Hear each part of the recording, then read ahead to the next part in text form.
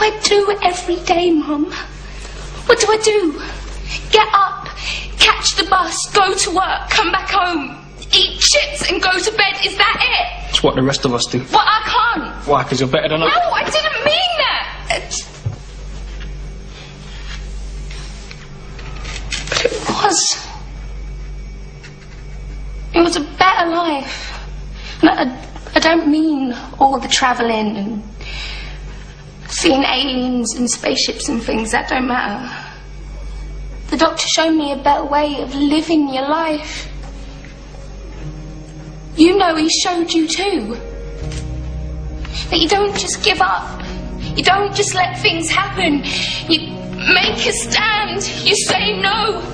You have the guts to do what's right when everyone else just runs away. This is today's flat Earth. The fact that we live in the cutting edge of human evolution. The cutting edge of how far humanity has come. Turning a planet of enormous beauty into a shithole ain't the cutting edge of human evolution.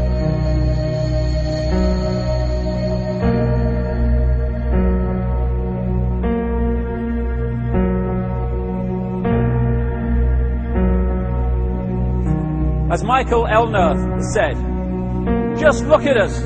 Everything is backwards. Everything is upside down. Doctors destroy health, lawyers destroy justice, universities destroy knowledge, governments destroy freedom, the major media destroys information, and religions destroy spirituality. I think there's more to know here. Isn't that weird? We always kill the guys who try and help us. Isn't that strange that we let the little demons run amok? Always. John Lennon, murdered. John Kennedy, murdered. Martin Luther King, murdered. Gandhi, murdered. Reagan, wounded. Yeah. Bad fucking choice. You find that people that are in positions of apparent power, like prime ministers and presidents, are actually puppets of the real power, which doesn't put itself on public display. Why would it? I mean, does anyone really think that George W. Bush is running America? He probably couldn't tie his shoelaces, never mind run a country. I had this feeling, man, because you know there's a handful of people actually run everything. That's true. It's provable. It's not I'm not a conspiracy nut. It's provable. Handful, very small elite run and own these corporations, which include the mainstream media. I had this feeling who's ever elected president, like Clinton was, no matter what your promises you promise on the campaign trail, blah, blah, blah, when you win, you go into this smoky room with the 12 industrialist, capitalist scumfucks who got you in there, and you're in this smoky room, and this little film screen comes down, and a big guy in a cigar, roll the film. And it's a shot of the Kennedy assassination from an angle you've never seen before. It looks suspiciously off the grassy knoll. And then the screen goes up, and the lights come up, and they go to the new president. Any questions? Just what my agenda is. First we bomb Baghdad. You got it. What I am is frustrated at watching Orwell's 1984 unfold in front of our eyes by the day, while people focus on who shot Phil Mitchell. That is frustrating, because my children and your children, thank you, are going to have to live, indeed, in the timescale so are we, because we're living in it now, when the most basics of freedoms are being taken away. The average man and woman is in a trance. They get home from work, they don't even talk to their children. They turn the television on, and they let those corporate messages set the agenda in their lives. All you ever hear about in this country is our differences. That's all the media and the politicians are ever talking about, the things that separate us, things that make us different from one another. That's the way the ruling class operates in any society. They try to divide the rest of the people. They keep the lower and the middle classes fighting with each other so that they, the rich, can run off with all the fucking money. fairly simple thing happens to work. You know, anything different, that's what they're going to talk about. Race, religion, ethnic and national background, jobs, income, education, social status, sexuality, anything they can do, keep us fighting with each other so that they can keep going to the bank. Divide and conquer is the motto. And as long as people continue to see themselves as separate from everything else, they lend themselves to being completely enslaved. We've all seen vast herds or flocks of sheep controlled by a sheepdog and an authority figure called a shepherd.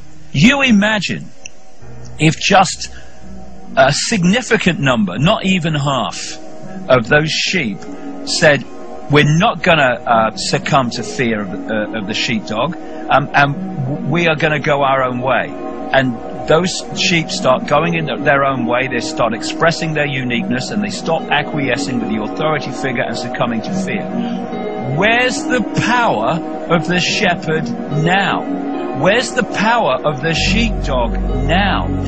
They have no power except in acquiescence by the mass of the sheep to the perceived power that they have.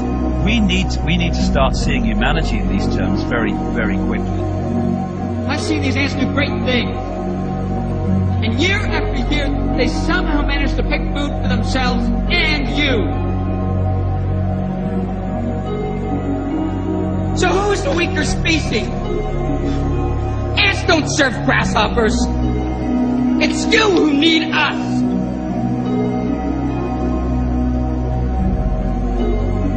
You know, when you go through all these different levels of how we are attacked mentally, emotionally and physically to suppress us and to hold us in the box, in the bubble, that tells us something about us. What people don't realize. Oh, it's negative. No, it's not negative. It's extremely positive, if you want to use those terms, because it's telling us who we really are. The level of suppression on multi-levels, in multi-ways, that they've had to go to and continue to go to hold us in servitude shows the potential of genius and magnificence that we really are. And that's our natural state. This is the difference between the power of our Creator and anything else, particularly evil. That you can go into a pitch black room full of evil, full of darkness, and light a little candle, and instantly that darkness flees. But you can't do the opposite. You can't go into a well-lit room full of truth and wisdom and righteousness and joy and health and harmony with the universal power. You can't take any amount of darkness and go into that well-lit room and have any effect whatsoever. That is the metaphor which I frequently think of when I think that I'm not empowered. It is the greatest lesson for me, and I think for everybody else, to know that we're on the winning side and that we're winning. Today, a young man on acid realized that all matter is merely energy condensed to a slow vibration, that we are all one consciousness experiencing itself subjectively. There is no such thing as death.